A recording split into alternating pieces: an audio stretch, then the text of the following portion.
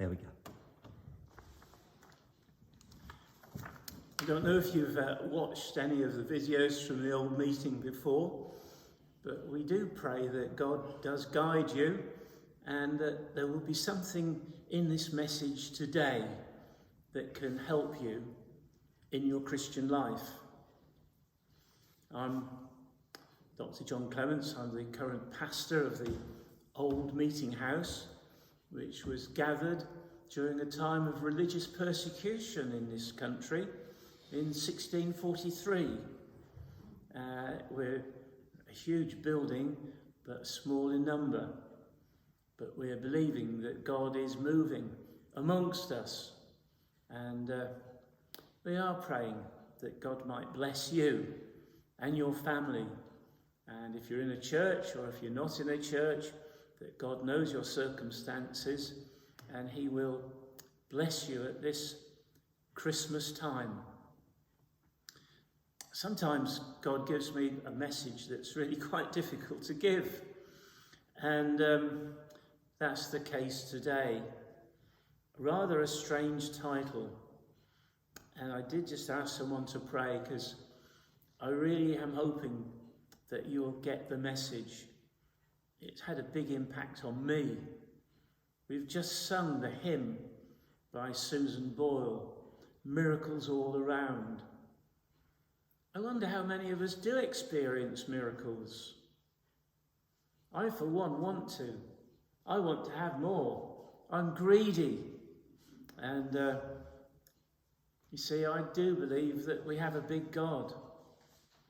Well, the title may sound a little strange to you, but it is called The Invisible Commander on the Field. See, we don't often see God, do we? But we know he's there. And I've got two verses that may not be terribly familiar to you.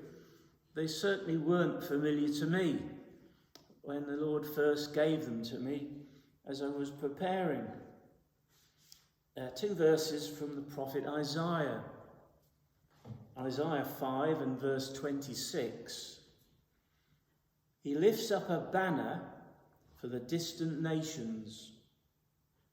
He whispers for those at the ends of the earth.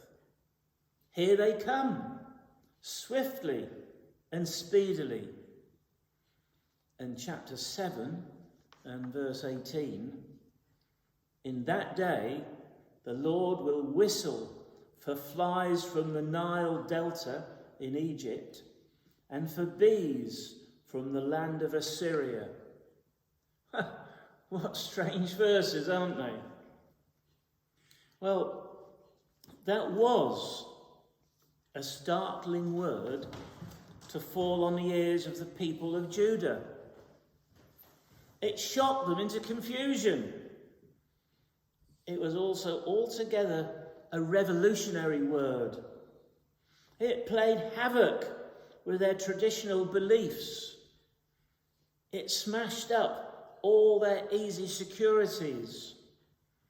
It turned their world upside down, and all their ancient confidences were broken. Let's try to feel the shock of the message.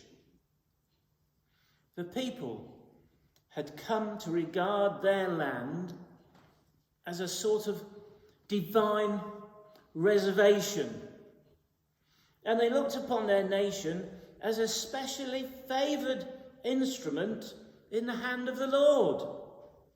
They thought of themselves as being in the friendly grip and fellowship of the Lord of hosts. All their movements were the inspiration of his command, of his counsels, and in his strength, of his providence.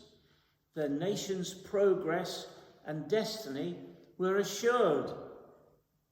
They lived in the assumption that every step of their national life was foreseen and planned and provided for, and that they were always being led towards divinely appointed goals. There was nothing of chance in their journeyings, and nothing of uncertainty in their ends. With them there was no blind groping in the darkness, for the Lord of hosts had charge of their national life, and the sure mercies of David would secure it from calamity and destruction. I wonder what people in Israel think today. Are any of those thoughts in their minds? I wonder. That was what they thought about themselves then. And what did they think of the nations beyond their frontier? That was quite another story. They looked upon other nations as struggling blindly, and in their dark rage, imagining hopeless things. These other nations had the promptings of passion, but they had no divine and mystic leadership. They moved hither and thither, but it was under no divine appointment, and 1,000 traps were laid for their unhallowed feet. Yonder was Assyria, full of strength and full of movement, calling them to express herself in the might of tremendous armies. But she was under no divine command or inspiration, and Syria was like a boat in unknown waters, without a pilot, and she was marked for inevitable destruction. And yonder was proud Egypt, swelling with her power and renown, with colossal inner material achievements. But she had no divinely enlightened eyes. She was blind in her own ways. She is staggering towards her own doom. And further afield were other nations, but they were all just chance masses and were looked on as existing outside the frontier line of divine favour and enlightenment.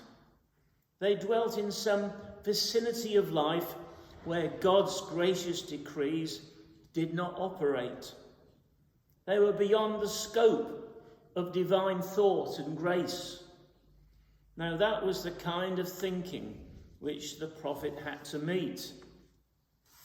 Judah regarded herself as nestling within the home circle of providence, and all the nations were outside, living beyond the sacred pale. And now perhaps we shall be able to feel something of the astounding effect of the prophet's words. He lifts up a banner for the distant nations. He whistles for those at the ends of the earth. Here they come, swiftly and speedily.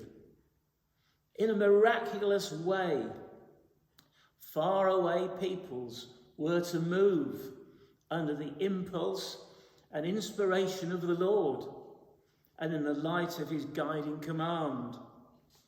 In that day, from Isaiah, the Lord will whistle for flies from the Nile Delta in Egypt, and for bees from the land of Assyria.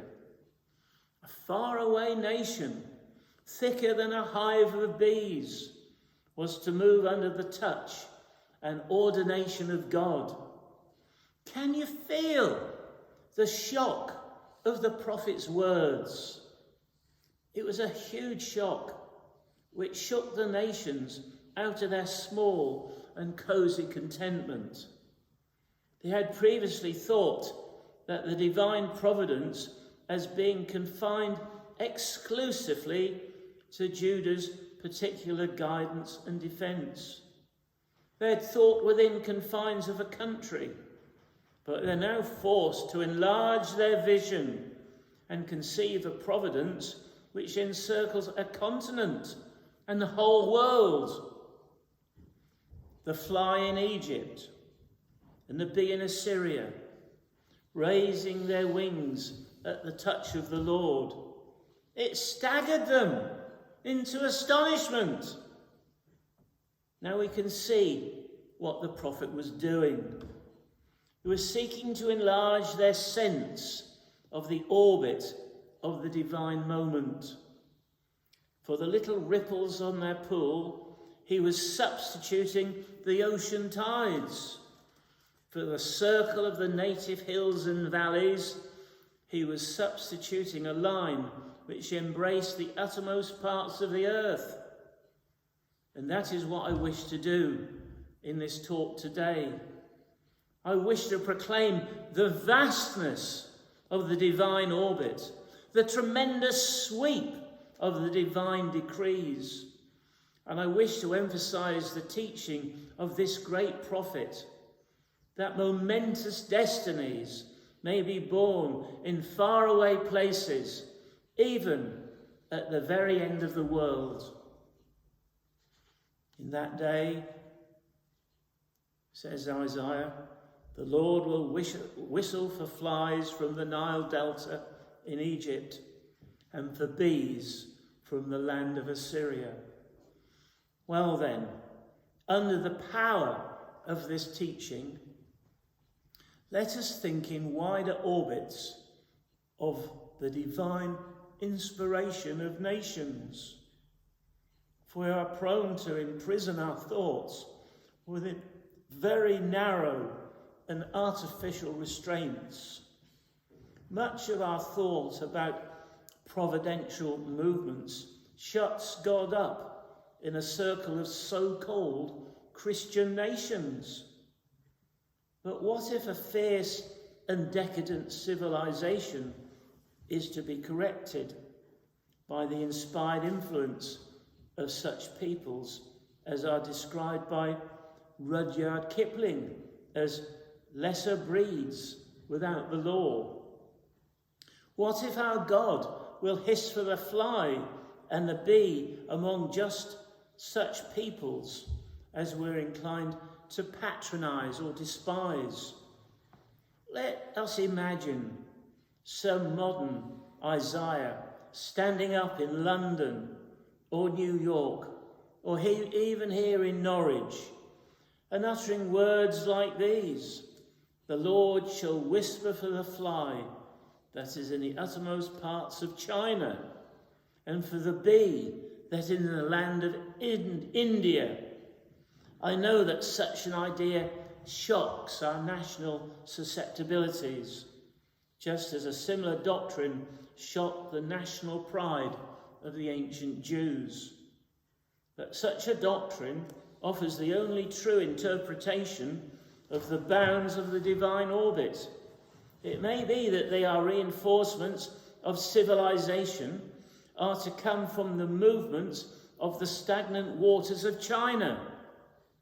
It may be that rivers of vitality are to flow into life from the meditative, contemplative, philosophic, mystic races of India.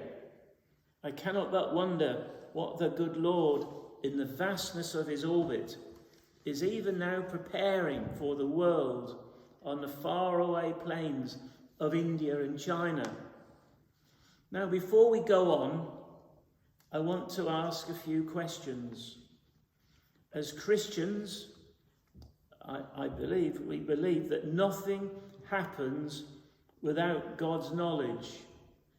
So why is he allowing the war in Gaza? Why is he allowing the war in Ukraine?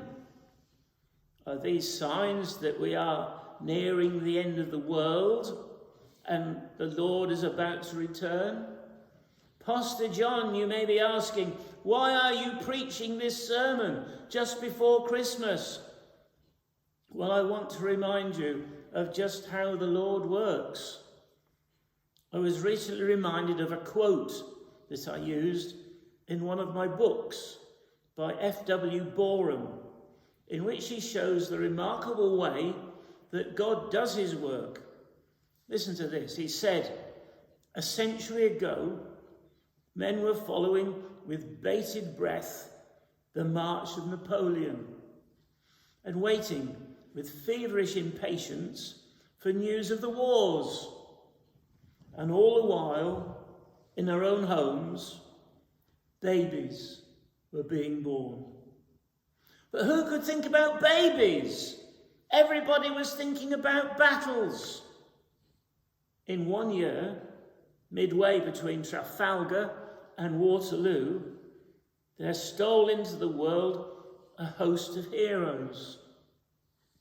Gladstone was born in Liverpool, Tennyson at the Somersby Rectory, and Oliver Wendell Holmes in Massachusetts. And the very same day of the year, Charles Dickens made his debut at Shrewsbury, and Abraham Lincoln drew his first breath in old Kentucky. Music was enriched by the advent of Felix Mendelssohn in Hamburg. But nobody thought about babies. Everybody was thinking about battles. Yet which of the battles in 1809 mattered more than the babies in 1809? We fancy that God can only manage his world with big battalions, when all the while he's doing it by beautiful babies. When a wrong wants righting, or a truth wants preaching, or a continent wants opening, God sends a baby in the world to do it. Can you let your imagination think of some modern prophet standing up in London or Norwich with this message upon his lips? The Lord shall whisper for the fly that is in the uttermost parts of Russia. The message strikes us as incredible, but it is only because, like the people of Judah, our conception of the divine orbit is so small and circumscribed. I wonder just how many of us see this season leading up to the first Christmas as being a time of miracles. I, for one, really love the song which we sang earlier today by Susan Boyle called Miracles. I like the use of the image of a candle. It's something that is very vulnerable and can be easily blown out, just like our faith in the modern world can be erased by materialism and science. Yet the birth of a child in the backstreet manger was done more to change the world than vast armies. I wonder just how many of us see the light of God in this very dark world. I'm praying that just a spark of faith will be ignited in you. Can you see the invisible commander who controls the world? He can use whole nations like Russia to forward his divine plans and purposes. And so I do urge that we think in vaster orbits of the divine inspiration of nations. Let us reject the atheism and skepticism of the modern world, and let us encourage ourselves in the boundless hope of the all-encompassing God of the human race. Some years ago, J.B. Phillips wrote a book which was called Your God is Too Small. My prayer today is that you may see our great God as he circumnavigates the world with his power. He can use the most unlikely events that change the world. In that day, says Isaiah, the Lord will whistle for flies from the Nile Delta in Egypt and for bees from the land of Assyria. Now I want to go further, and under the power of the prophet's teaching, I would urge that we think of the wide orbits of the divine rising up of the heroic leaders of men. In what wider mysterious sweeps the great God works when he wants a leader of men. The man is wanted here at the centre, but he is being prepared in some remote place. God whispers for the fly or the bee, and he calls it from the very obscure, unlikely fields. Here in ancient Israel, her altars are defiled and her balances are perverted. She's hollow in worship and she's crooked in trade, and the people are listless in their basement. A leader is wanted to awake and scourge the people. Where shall he be found? The Lord whispers for a fly in Tekoa, a wretched little village in a mean and scanty setting, and the fly was a poor herdsman following the flock and eking out his miserable living by gathering the figs of the sycamore. And this Amos was God's man. A prophet of fire was wanted in Bethel, and God prepared him in Tekoa. But what an orbit! And who would have thought that Tekoa would have been a school of the prophets? Now let's stride across the centuries. The religion of Europe had become a definition of indulgence. No, it had become an excuse for it. The Father's house had become a den of thieves. The doctrines of grace have been wiped out by a stream of man-devised works. Religion is devitalized and morals have almost vanished. Wanted a man who shall be both scourge and evangelist. Where shall he be found? The Lord whispers for the fly. That was in Elsden in Germany, in the house of a poor miner. And Martin Luther, who lived from 1483 to 1546, came forth to grapple with all the corruptions of established religion. But what an orbit! A fire was wanted to burn up the refuge which had accumulated over spiritual religion, and the fire was first kindled in a little home, in a little village, way off the map. Again I say, what an orbit. Now let's march forward again across the years, here in England, under the oppression of a king who claims divine sanctions for his oppression. There is no tyranny like the tyranny which stamps itself with a holy seal.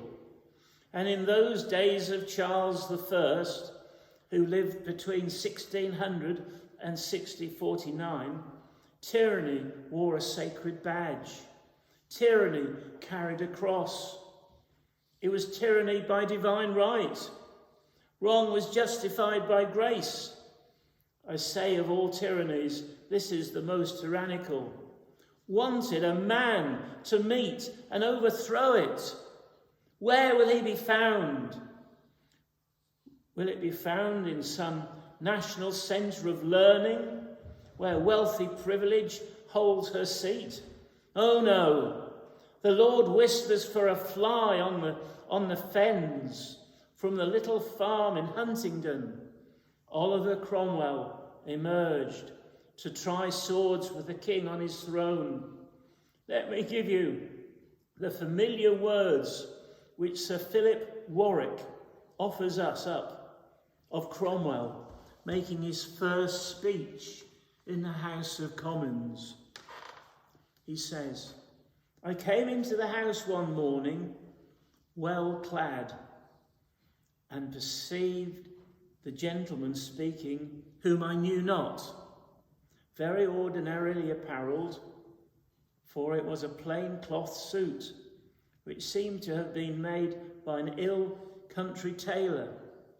His linen was plain and not very clean, and I remember a speck or two of blood upon his little band, which was not much larger than his collar. His hat was without a hat band. His statue was of good size. His sword struck close to his side. His countenance swollen and reddish. His voice sharp and untunable, and his eloquence full of fervour. And there is God's man. But what an orbit! The man was wanted for the defence of liberty and spiritual religion, and God prepared this man in the obscurity of a little farm among the fens. What an orbit is marked by the goings of the Lord. The Lord whispers for the fly on the fens.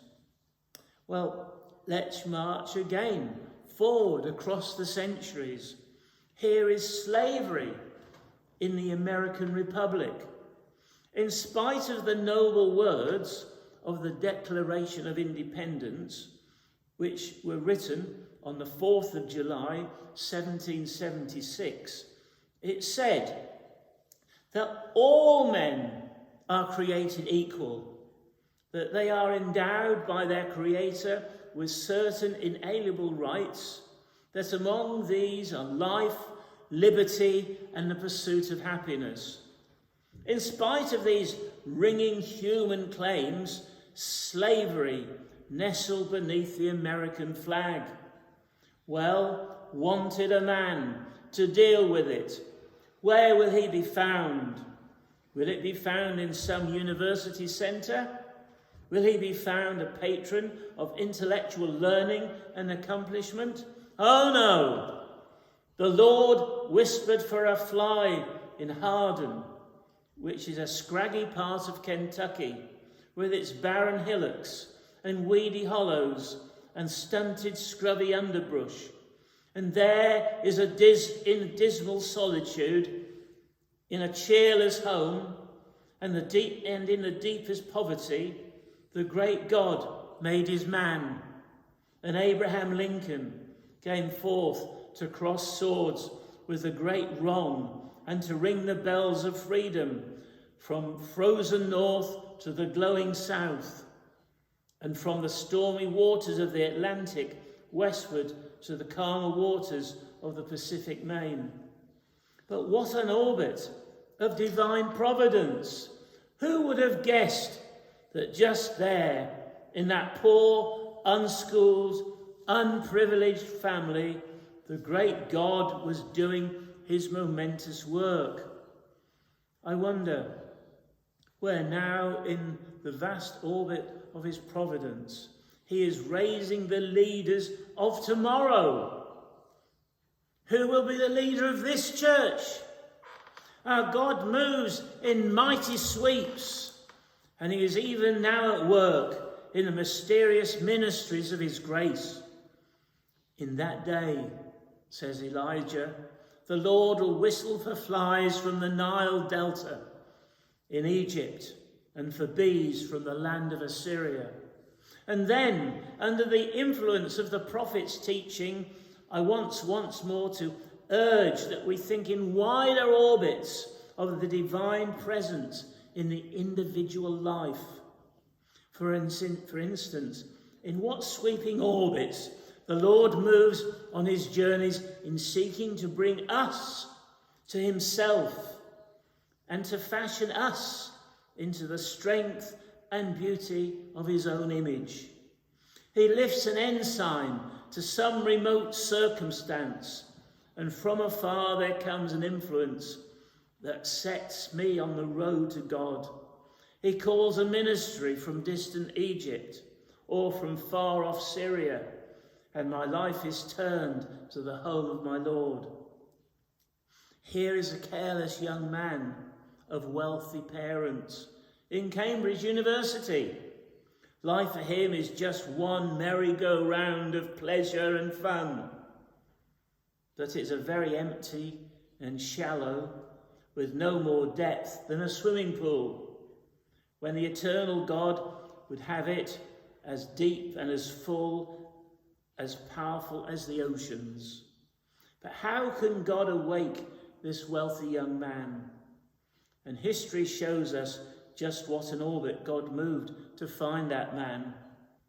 The Lord whispers for a fly in Massachusetts, and there in Northfield was a poor homestead, encumbered with a mortgage, and a poor widow with 7 children, so poor that the very kindling wood was taken by the creditors from the shed. And there in that poor woman's house, God made his man, and Dwight Moody came forth and went to Cambridge University and proclaimed the evangel of grace, and by the love of God, this one young fellow from a loose and jaunty, indifferent life enkindled him with a passionate devotion to Christ, which blazed away on the southern Sudan in a campaign of light, of Christian beacon fires which stretched from coast to coast. Just how amazing is that? From a poor widow's homestead in Northfield to supporting a young fellow in Cambridge University. This is just one of many examples that I can give you. But I really can't end today without mentioning that our great invisible commander has great plans for this hidden and unknown chapel, which has been neglected for many years. We're starting to see God working here. And against all the odds, we believe that we shall see a miracle. And so, my friends, our God is still moving in these vast orbits. He whispers for a disappointment, and it comes and throws its shadow upon our life. But the shadow is proposed to be one of the healing shadows of grace. I will command the clouds, says the Lord. Yes, even our cloudy experiences move under his command. They travel in the tremendous orbit of his providence. I will command the ravens, says the Lord God. Yes, there are diverse circumstances that come to us on wings. Kind words, a cheery message, a bright inspirations. And they're all commanded ministries of God's providence. They are God's messengers on wings. We can never tell in what remote circumstances the good Lord is even now preparing our tomorrow. But the one thing we may be perfectly sure, the great Lord is at work.